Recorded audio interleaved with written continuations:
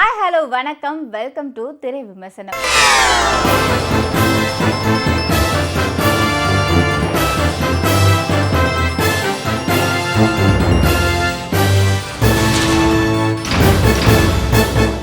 இன்னைக்கு திரை விமர்சனம் நிகழ்ச்சியில நாம பார்க்க போற திரைப்படம் போட்டோகிராஃபர்.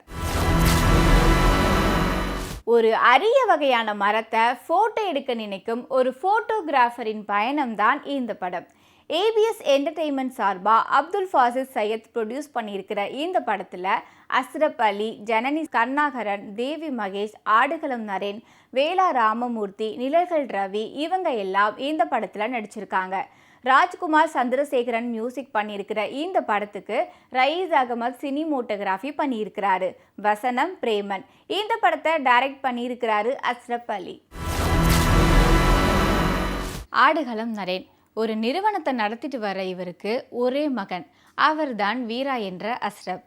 ஃபோட்டோகிராஃபி பற்றி படிக்கிறதுனால அதன் மேலே அலாதியான பிரியம் இவருக்கு.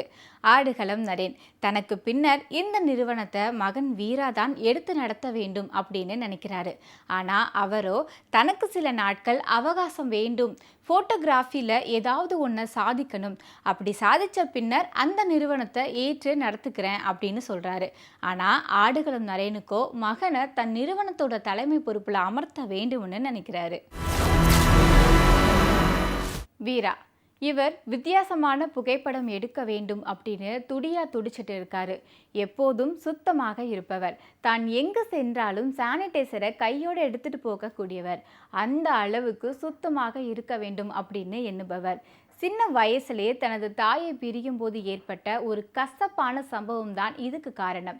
இந்த நிலையில தன்னுடைய நண்பனான கருணாகரன் கிட்ட பேசிட்டு இருக்கும்போது கொடைக்கானல் பக்கத்துல அடர்ந்த காடாக இருக்கிற மதிக்கெட்டான் சோலைக்குள் இருக்கும் தங்க மரத்தை பத்தி கூற அங்க போய் அந்த மரத்தை கண்டுபிடிச்சு புகைப்படம் எடுக்க கிளம்புறாரு வீரா.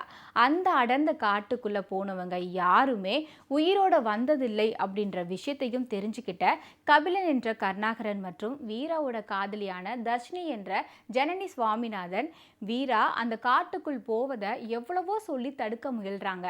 ஆனா அங்க போயே ஆகணும்னு விடாப்படியாக நிற்கிறாரு வீரா. அடர்ந்த காடான மதிக்கெட்டான் சோலை காட்டுக்குள்ள 1 மணி நேர அனுமதியோட போறாரு வீரா.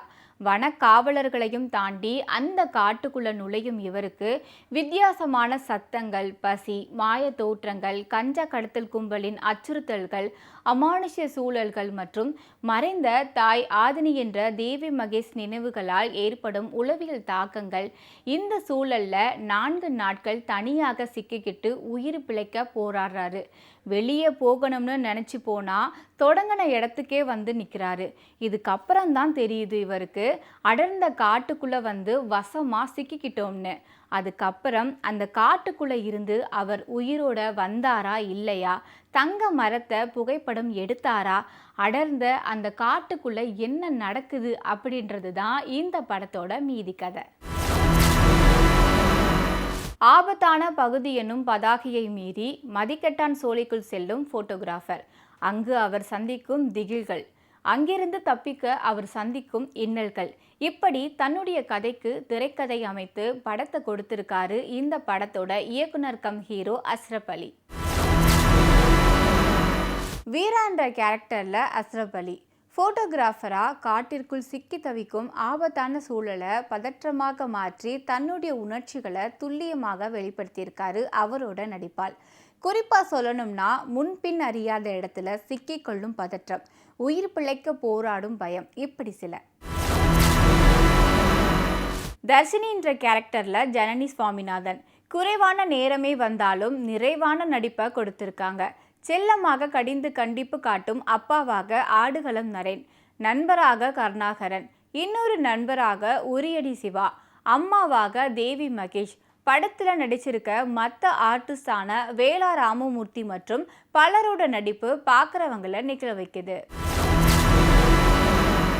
சினிமோட்டோகிராஃபர் ரயீஸ் அகமது படத்தோட ஆரம்பத்தில் இருந்து கடைசி வரைக்கும் அடர்ந்த காட்டின் குளுமை மற்றும் காடு சம்பந்தப்பட்ட காட்சிகளை வித்தியாசமாக பல ஆங்கிளில் படம் பிடிச்சிருக்காரு இந்த படத்தோட சினிமோட்டோகிராஃபர் தன்னுடைய சினிமோட்டோகிராஃபியில்.